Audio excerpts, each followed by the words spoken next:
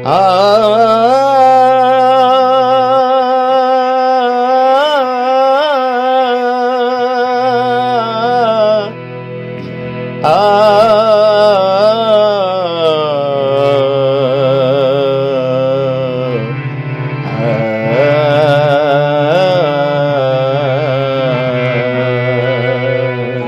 نن راغلي یو داسې یو فنکار لا، داسې یو هنرمند لا چې هغه به تاسو ډېر ځل په سکرین کتلی، خو لیکن هغې سره به ستاسو خبرې اترې شوي نه وي. هغه تاسو ته د سکرین په ذریعه باندې ښیي او دې نه علاوه هغه سره به موږ خبرې اترې کوو. موږ سره اوسئ. السلام علیکم.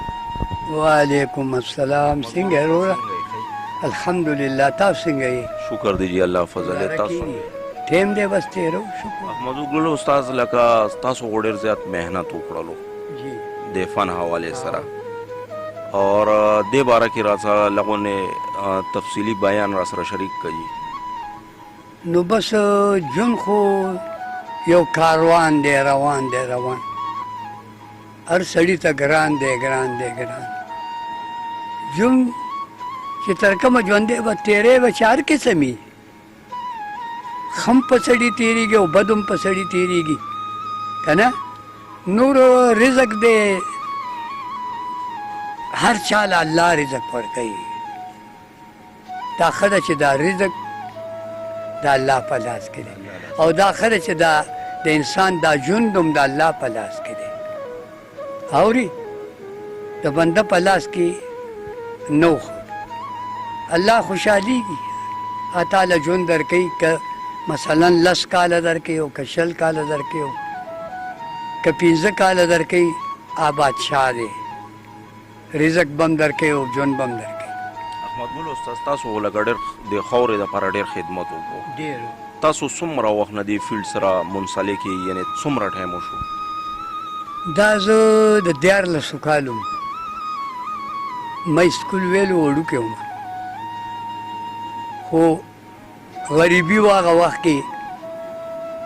لکه خرچه چا نه شوه کولی، کتابونه نه شو اخیستی، فیسونه یې نه شو ورکولی د سکولو. هغه وخت کې پیسه نه وه، داسې پیسه وه چې مزدور به مزدوري کوله نو په کم 2 روپۍ د هغه د ټولې ورځې وي هغه زمانه کې. بس ما د سکول خوند نه راکول. هلته مې پلار ډېر غریب و، بس چا نه مې تپوس نه دی کړی. ریډیو پاکستان په دغه وخت کې د انټرکان، اوس ورته پیسې وایي، اول یې ورته انټرکان ویل. دلته دا انټرکان نو دا ځنګل و او ریډیو پاکستان و. لاړم ریډیو پاکستان ته. یو تره مې و، الله دې وبخي، ګل خان نامه وه چې ډېر نامور سړی و. دا سره ډونګی به یې په سره و، باډي و. هغه زمونږ کورنۍ کې ډېر سخت مجلسي سړی و. بس هغه ته مې چاچا ما بوځه ریډیو پاکستان ته. بس بوتلم چې څنګه لاړم. زه خو 14 کالو ماشوم وم، خو تکړه وم چې ویورېدم ویې په لومبۍ ورځ، او ورځ د منګل وه، اوس هم راته یاد دي. د 9 ورځ وه، موږ ته پښتو کې دغه وایو که نه، 9 وایو، او اردو کې ورته منګل وایي. ویورېدم او ویې بل منګل له راشه د تا نه ریکارډونه وکړو. نو ته حساب کوه دا د جنا صاحب وخت و. امیر محمد خان گورنر و، او علامه اقبال ایوب بابا سره به ناست و، جنا سره به ناست و. د هغه وخت خبرې راته کوم. نو دا خو ډېرې تاریخي خبرې دي. خو احمد ګل استاد، موږ دا تپوس تاسو نه کوو چې دې فیلډ ته تاسو لکه څنګه طریقې سره راغئ. تاسو خپله خبره ظاهره کړه چې زه د 14 کالو ما ډېر وړوکی وم، خو لکه تاسو څنګه سوچ وکړلو چې زه دې فیلډ طرف ته لاړ شم؟ نو زموږ میراثیان وو که نه، دا ستاسو د پلار نیکه پیشه ولې؟ نو بس د دې وجه باندې لاړم. نور مې زړه ډکېدو که نه، ما چې زه لاړ شم. اورې دغه وخت کې مې دغه تر ټیبې وه، نو لاړم. ستا بچی لوی شه، زمونږ حق و که نه، میراثیان وو که نه. په بچپن مونږ ماشومان وو چې مونږ پوهېدو په دې فن،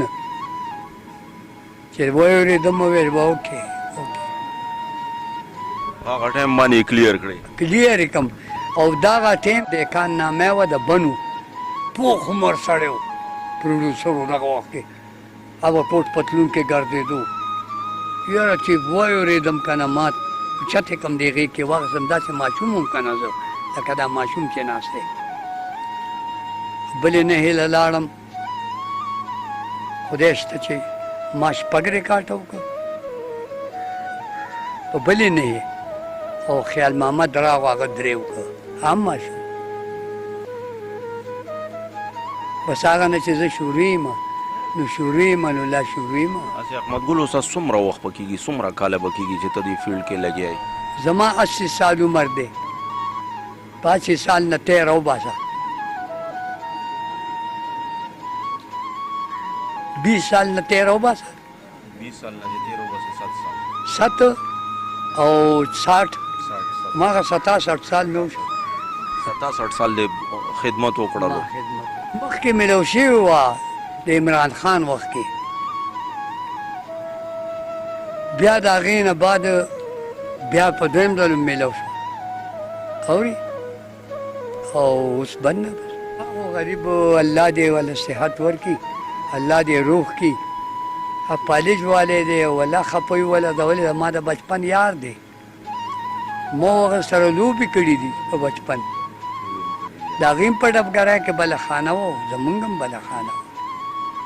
د هغه زمانه کې زمونږ مشران ژوندي وو بس هغه والله خپوی وله چې الله ولې صحت ورکړي تاسو خو 80 سال عمر دی که نه جی لکه تاسو خو 67 سال په دې فیلډ کې تیر کړل او لکه اوس ټایم کې مثال خبره څوک تاسو ته ووایي چې زموږ پروګرام دی نو پروګرام نه اوس هم ځئ نو چې داسې خاص خصوصي پروګرام یې که نه د لسو شلو کسان نو ځم لکه تاسو خو 67 سال زندگی په دې هنر کې تیره کړه څومره وخت پس تاسو ته په دې کې کامیابي میلاو شوه ما ته خو هغه وخت کې خو دا دغه نو که نه داسې ګاډی به تاوېدو هغې کې به ریکارډینګ کېدو پیته وه هغه وخت کې او په انډیا کې به دا ریکارډونه کېده بیا دلته راغه ریکارډونه دلته به کېده نیشنل هوټل بیا ورته ویل د ډبګري ګارډن سره اوس هم شته هغه هوټل دلته به بیا کېده ما ونه کړ احمد ګل استاد اواز دې ډېر زیات ښکلی دی او خلک در باندې ډېر زیات مین دي زه خو وایم چې مینهوالو ته چې دی داسې یو وړوکی شانې غزل پیش کړي نو ښه نه ده په ټکو به ووایم بس ووایه ارشاد لکه ما چې پیله ایټم کولو که نه ریډیو پاکستان کې